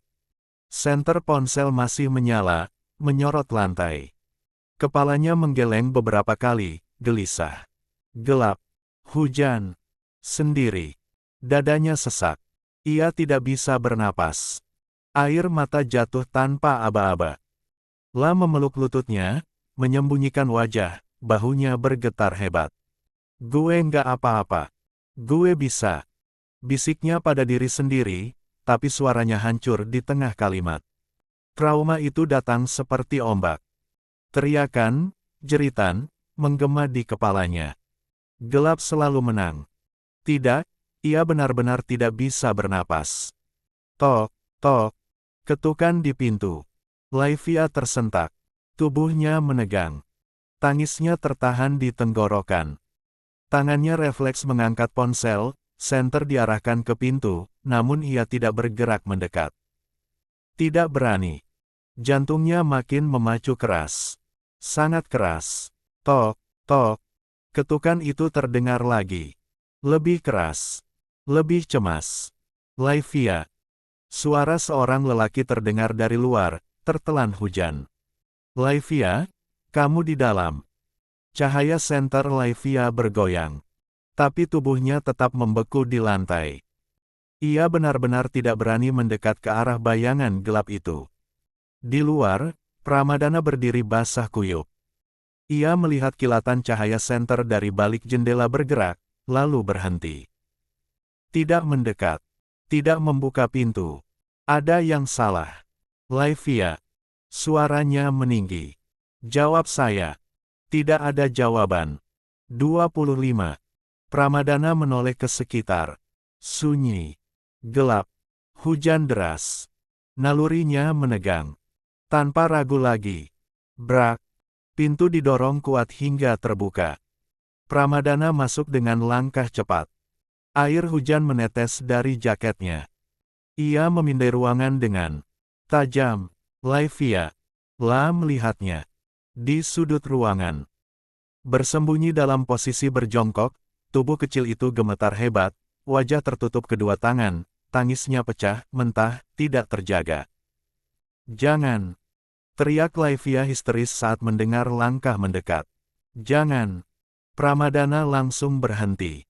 Mengangkat kedua tangannya, suaranya diturunkan, dipatahkan jadi tenang. Saya Pramadana, Laivia, katanya pelan tapi tegas. Dengar suara saya. Dengarkan baik-baik. Ia kemudian berlutut perlahan, menjaga jarak 1 langkah. Saya di sini. Kamu aman. Laivia terisak. Tangannya bergetar di depan wajah. Napasnya tercekik. Pramadana mendekat sedikit, lalu menyentuh pundaknya dengan hati-hati sentuhan ringan, sekadar memastikan keberadaannya terasa nyata. Saya Pram, Laivia. Laivia tersentak. Lalu perlahan mengangkat wajahnya. Matanya merah, basah, kosong. Dalam kepalanya yang ia lihat bukan Pramadana. Itu Aksa. Bayangan yang terlalu dekat. Suara yang terlalu menguasai. Aku takut. Suaranya pecah. Aku takut, Mas. Dan tanpa peringatan, ia berhambur ke depan. Memeluk Pramadana erat. Tangannya mencengkeram jaket loreng itu seperti jangkar terakhir. Tubuhnya gemetar hebat di dadanya. Aku takut. Aku takut. Isaknya berulang-ulang. Dia mau pukul aku lagi. Dia mau pukul aku lagi. Pramadana membeku sepersekian detik. Lalu kedua lengannya terangkat bukan untuk menahan, bukan untuk memeluk posesif melainkan melingkar pelindung. Satu tangannya di punggung Laivia, satu lagi menahan kepalanya agar bersandar aman. Sudah, bisiknya rendah. Saya di sini. Kamu nggak sendirian. 26. Lampu akhirnya menyala. Cahaya merambat pelan di dinding rumah dinas itu, mengusir bayangan yang sejak tadi menekan dada Laivia. Suara hujan masih jatuh rapat di luar, tapi kini tak lagi terasa mengancam. Kesadaran Laivia kembali utuh, dan bersamaan dengan itu, rasa malu menyusul seperti gelombang kedua. Ia menyadari sesuatu yang janggal. Pelukan itu. Tubuh tinggi yang sedari tadi ia rengkuh erat ternyata masih diam di tempatnya, Pramadana masih terduduk di lantai, punggungnya bersandar ke kaki sofa, napasnya sedikit berat karena tubrukan Laivia tadi yang terlalu keras. Sementara Laivia sendiri masih berlutut di hadapannya. Ia tidak langsung berdiri. Hanya melepaskan pelukan itu perlahan, seolah takut gerakan kecil saja bisa memecahkan suasana yang rapuh. Tangannya turun gemetar dari leher Pram. Mas Pram. Aku. Suaranya terputus, tenggorokannya terasa kering. Pramadana menatapnya dari posisi duduknya, masih sejajar dengan Laivia yang berlutut. Matanya menangkap wajah Laivia yang basah oleh air mata, napasnya yang belum stabil, dan bahu yang masih bergetar halus. Refleks, tangannya terangkat. Ibu jarinya menyapu air mata yang tersisa di pipi Laivia, gerakan yang lembut, tanpa tergesa, tanpa maksud lain selain menenangkan. Namun detik berikutnya, ia menyadari jarak itu terlalu dekat. Tangannya turun perlahan. Nggak apa-apa, ucapnya tenang. Jangan canggung. Duduk dulu. Ia bergeser sedikit, memberi ruang di sebelahnya. Tangannya kembali terulur menggenggam pergelangan tangan Laivia. Laivia ragu sesaat, lalu menerima. Pramadana membantu Laivia bergeser duduk di lantai juga, di sebelahnya, bersandar di sofa, masih dengan jarak yang sopan di antara mereka. Laivia masih sesenggukan. Maaf. Maaf banget, Mas, ucapnya berulang kali, suaranya pecah. Aku nggak bermaksud. Aku nggak sadar. Pramadana menggeleng pelan, rambutnya yang sedikit basah oleh hujan ikut bergerak. Nggak apa-apa, katanya lagi, suaranya konsisten, tidak berubah. Jangan sungkan. Ia membiarkan hening bekerja. Tidak mendesak, tidak mengisi dengan kata-kata yang tidak perlu. Baru setelah napas Laivia sedikit lebih teratur, ia bertanya, pelan, sangat hati-hati. Kamu punya trauma. Laivia menunduk, jemarinya saling mengait di pangkuannya. Lalu ia mengangguk kecil. Iya, jawabnya lirih. Maaf sekali lagi. Kata itu keluar lagi, nyaris refleks. 27. Pramadana menatapnya lama, lalu menggeleng. Nggak usah minta maaf, katanya mantap. Trauma itu bukan kesalahan kamu. Setelah beberapa lama, akhirnya ia lebih dulu berdiri, lalu kembali berlutut di hadapan Laivia tetap menjaga posisinya sejajar, tidak mendominasi. Tangannya terulur lagi, kali ini lebih pasti. Ayo, katanya lembut. Pelan-pelan. Laivia menatap tangan itu beberapa detik. Jemarinya masih dingin, sedikit gemetar, tapi akhirnya ia menggenggamnya. Pramadana membantu Laivia bangkit perlahan. Ia tidak menarik, hanya menopang. Saat Laivia berdiri, lututnya sempat goyah, dan refleks Pramadana mendekat satu tangannya menahan lengan Laivia, memastikan ia benar-benar seimbang. Sudah, ucapnya pelan. Kamu aman. Laivia mengangguk, masih menunduk, napasnya belum sepenuhnya stabil. Aku buatin teh, ya, lanjut Pramadana, seolah itu hal paling wajar di dunia. Biar kamu lebih rileks. Ia menunggu sejenak sampai Laivia benar-benar berdiri dengan mantap, lalu melangkah ke arah dapur kecil di sudut rumah dinas. Gerakannya cekatan tapi tenang, seperti seseorang yang terbiasa bekerja di ruang sempit dan situasi darurat. Pramadana menyalakan kompor minyak. Api kecil menyala, menari pelan. Ia mengisi panci dengan air, lalu menunggu sambil sesekali melirik ke arah Laivia yang ternyata mengekorinya. Pram tahu Laivia masih ketakutan. Duduk dulu, Laivia, katanya tanpa menoleh. Laivia diam sejenak, tampak ragu. Tapi akhirnya ia menuruti. Ia duduk di ujung sofa, memeluk diri sendiri, bahunya masih naik turun pelan. Tidak mungkin ia bersifat kekanakan di saat seperti ini. Air mulai mendidih. Pramadana menuangkan teh ke dalam 2 cangkir yang tersusun rapi di rak. Tangannya sedikit basah, tapi gerakannya tetap stabil. Ia menambahkan gula secukupnya, lalu mengaduk perlahan. 2 cangkir itu ia bawa ke ruang tengah. Ia menyerahkan satu pada Laivia, dengan hati-hati. Pelan-pelan minumnya, ucapnya. Masih panas. Laivia menerima cangkir itu dengan kedua tangan. Kehangatan langsung menjalar ke telapak tangannya, nyata, menenangkan. Makasih, Mas, katanya lirih. Pramadana hanya mengangguk, lalu duduk di kursi yang berseberangan. Tidak terlalu dekat, tidak pula menjauh. Cukup. Pramadana diam beberapa saat tidak langsung kembali bicara. Ia membiarkan Laivia mengatur napasnya sendiri, menyesap teh hangat sedikit demi sedikit. Hujan di luar masih turun, tapi tidak lagi terdengar sekeras tadi atau mungkin karena ruangan itu kini terasa lebih penuh oleh kehadiran 2 orang yang sama-sama terjaga. Beberapa menit berlalu dalam sunyi yang aman. Aku. Suara Laivia akhirnya pecal pelan. Aku dulu pernah diculik. Pramadana menegakkan punggungnya sedikit. Tatapannya tidak berubah, tetap tenang, tetap di sana. Ia tidak memotong, tidak mendesak. Waktu itu aku masih kecil, lanjut Laivia lirih. Mereka ngurung aku di ruangan gelap. Nggak ada jendela. Nggak tahu siang atau malam. Papa mereka hubungi buat minta tebusan. Tangannya mencengkeram cangkir lebih erat. 28. Aku ketakutan, suaranya bergetar. Aku nangis terus. Aku teriak. Dan mereka marah. Kalimatnya terhenti. Bahunya naik turun, napasnya kembali tak beraturan. Ia ingat betul, bahkan saat itu Aksa yang memeluknya erat-erat. Melindunginya, menawarkan keamanan.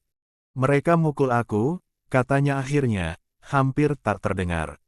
Biar aku diam. Pramadana mengeratkan rahangnya tanpa sadar, lalu segera mengendurkannya. Ia tidak bergerak mendekat. Tidak menyentuh. Hanya mendengarkan sepenuhnya. Sejak itu, Laivia menelan ludah, gelap selalu terasa. Menutup dadaku. Kayak malam ini. Pramadana menghela napas perlahan, seolah memastikan suaranya tetap stabil saat bertanya, asteris terus. Para penculik itu. Apa mereka berhasil ditangkap? Laivia menggeleng pelan. Matanya menunduk. Enggak, jawabnya lirih. Mereka dapat tebusannya. Tapi terlalu licin. Mereka pergi setelah itu bawa senjata. Dan sampai sekarang nggak pernah ketangkep. Senyum pahit muncul sekilas. Makanya sampai sekarang aku ngerasa. Dibayang-bayangi. Rasanya nggak pernah benar-benar aman. Hening kembali turun. Pramadana menatap Laivia, perempuan itu tampak kecil di sofa, kelelahan, ketakutan, dan jelas belum sepenuhnya pulih. Nalurinya sebagai prajurit bekerja keras di kepalanya, situasi tidak aman, korban trauma, malam, hujan, listrik baru menyala. Meninggalkannya sendirian dalam kondisi seperti ini itu bukan pilihan. Kamu kelihatan lelah, katanya akhirnya, suaranya rendah.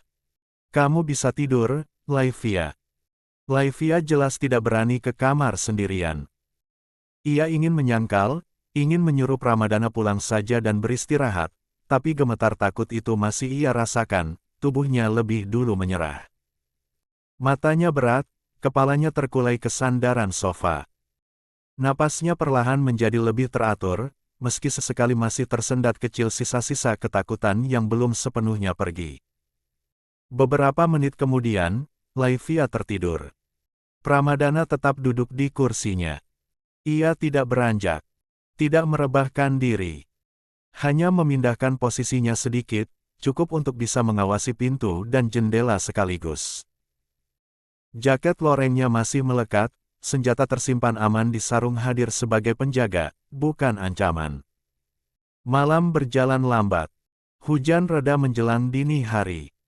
Suara serangga malam mulai menggantikan gemuruh air. Pramadana tetap terjaga, sesekali melirik Laivia, memastikan napasnya stabil. Hingga pintu terbuka pelan. Lift. Suara Mita terdengar hati-hati. Langkahnya terhenti di ambang ruang tamu. Di sana, ia melihat Laivia tertidur di sofa, meringkuk tenang. Dan di kursi tak jauh darinya, Pramadana duduk tegak, mata terangkat saat menyadari kehadiran Mita. Tatapan mereka bertemu. Pak Mayor. 29. Ya ampun, Liv. Sorry banget, gue nggak tahu lo takut gelap. Karena yang gue tahu selama ini lo tuh orangnya berani banget. Mana baru pertama kali hari ini mati lampu sejak kita tinggal di sini. Laivia menghela napas panjang. Kepalanya masih terasa berat, sisa pusing yang belum sepenuhnya reda. Saat ia terbangun beberapa menit lalu, Pramadana sudah tidak ada di rumah.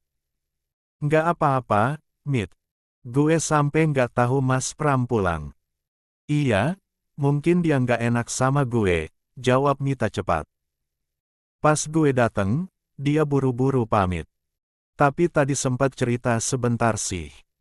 Untung banget kemarin gue papasan sama dia di jalan. Gue iseng ngomong sama dia, titip Laivia, Pak Mayor. Dia sendirian di rumah. Takutnya mati lampu. Lah, mati lampu beneran. Makanya, jangan ngomong sembarangan, Mita. Omongan itu doa. Ya udah, besok gue berdoa biar lo jodoh sama dia. Laivia terkekeh kecil. Rasa hangat menyusup di dadanya, meski ia berusaha mengabaikannya. Sembarangan banget. Serius, kalian cocok. Gadis itu lalu beranjak dari tempat duduknya. Ya udah. Siap-siap, Ge. Bentar lagi pasien pasti rame. Mita ikut berdiri. Namun rasa penasarannya terlalu besar untuk ditahan. Tapi Mas Pram baik banget ya. Mana kelihatan banget perhatian sama lo. Laivia mengedikkan bahu, berusaha terlihat santai. Dia ramah sama semua orang, Mita, nggak ke gue aja. Ih, beda tahu. Perasaan kamu aja. Ngeyel banget dikasih tahu. Laivia tidak menanggapi lagi. Ia menyambar handuk, lalu melangkah masuk ke kamar mandi. Beberapa menit kemudian, seperti rutinitas yang sudah biasa, Mita dijemput seorang pria. Liv, beneran gak apa-apa gue duluan. Cek. Hampir sebulan lo dianterin Mas Komandan, sekarang masih tanya. Mita terkikik, lalu menyenggol pundak Laivia dengan bahunya. Thanks ya pengertiannya. Mita keluar dari rumah dan naik ke motor trail itu. Tak lama kemudian, Laivia menutup pintu setelah mereka pergi. Sunyi kembali menyelimuti rumah kecil itu. Belum lama ia berbalik, terdengar suara dering sepeda dari luar. Kring-kring. Laivia refleks mengangkat pandangannya. Pramadana sudah berdiri di sana, tampak segar dalam seragam lengkapnya. Mas, aku anterin. Laivia terkekeh. Ada rasa geli melihat Pram mengendarai sepeda besar tua, model lama yang jarang ditemui. Sepeda siapa? 30. Sepeda Pak Markus. Kemarin rusak, aku perbaiki. Terus sekarang buat nganter aku. Sambilan. Lumayan, kerja sampingan. Ngojek nih ceritanya. Iyap. Bayar berarti, ya. Untuk langganan pertama, hari ini gratis. Ke depan Bayu bayar.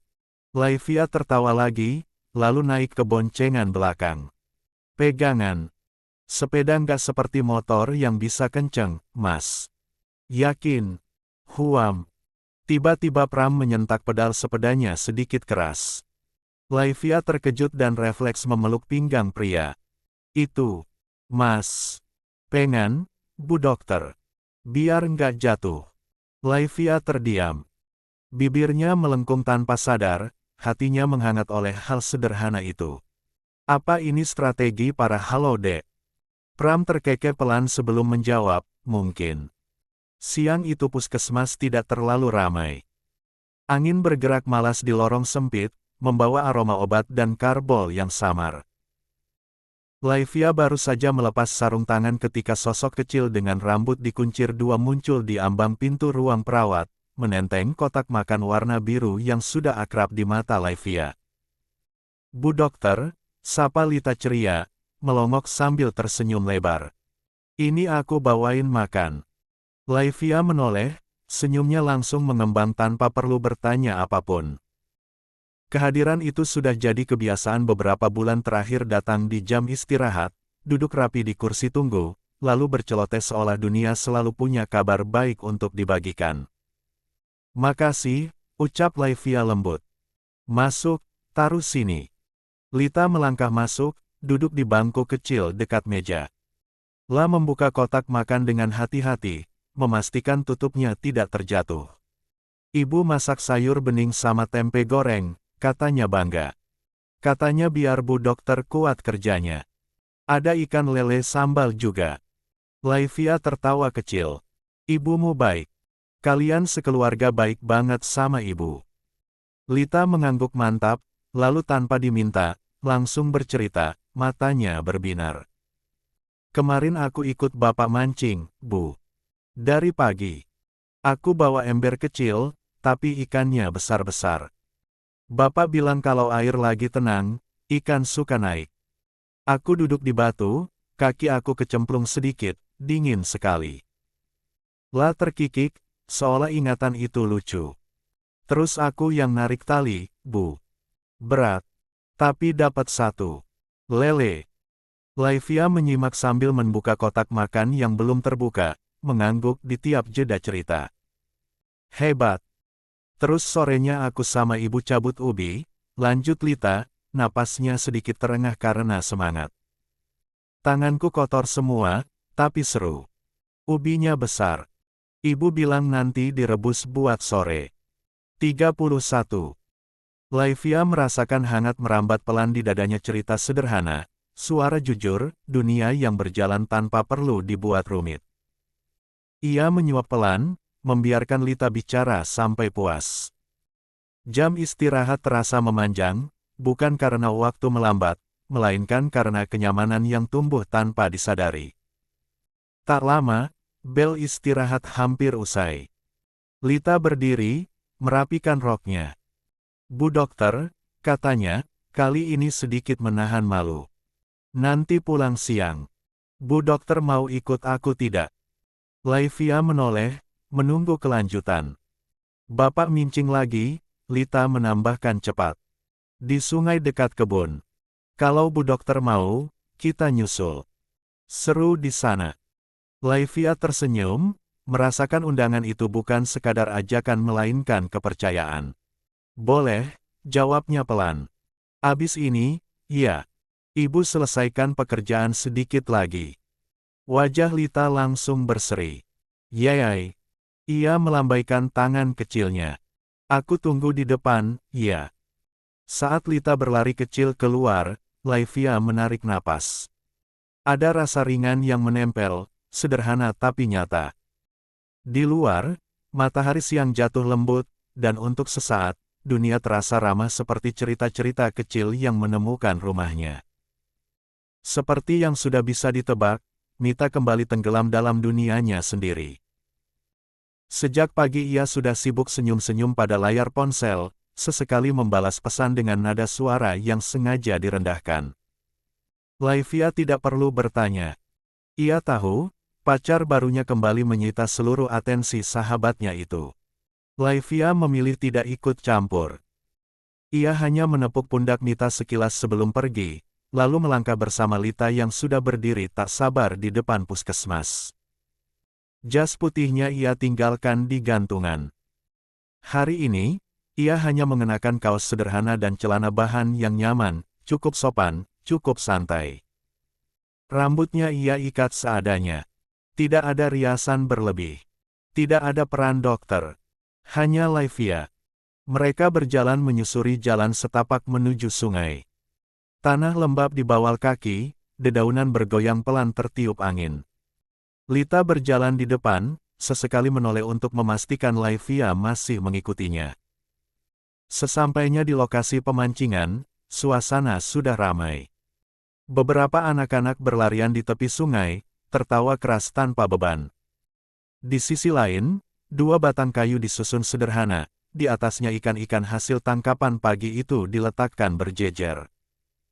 Bara api menyala merah, asap tipis mengepul perlahan, membawa aroma ikan bakar yang langsung memenuhi udara. Laivia berhenti melangkah. Sedikit kaget.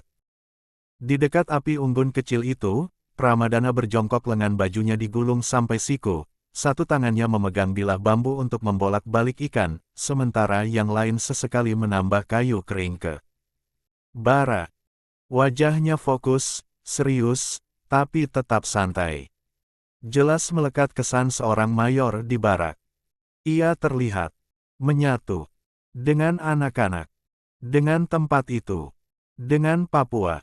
Pak Mayor, teriak salah satu anak kecil sambil tertawa. Ikannya gosong. Belum, jawab Pramadana cepat, tanpa menoleh. Ini namanya matang sempurna. Anak-anak tertawa lebih keras. 32.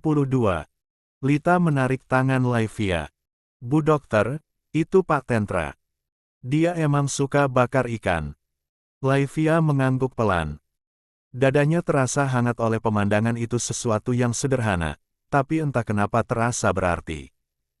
Pramadana akhirnya menoleh. Tatapan mereka bertemu. Sejenak saja. Wajah Pramadana terlihat sedikit terkejut, lalu senyumnya muncul alami, tanpa dibuat-buat. "Kamu datang," katanya. Nada suaranya ringan, seolah kehadiran Laivia adalah hal yang wajar, bukan kejutan. "Iya," jawab Laivia sambil melangkah mendekat. "Lita ngajak." "Bagus," kata Pramadana singkat. "Pas. Ikannya kebanyakan. Kamu bisa dapat bagian." Laivia terkekeh kecil. Ia menurunkan tas kecilnya, lalu berjongkok di dekat anak-anak yang sedang menusuk ikan ke batang bambu.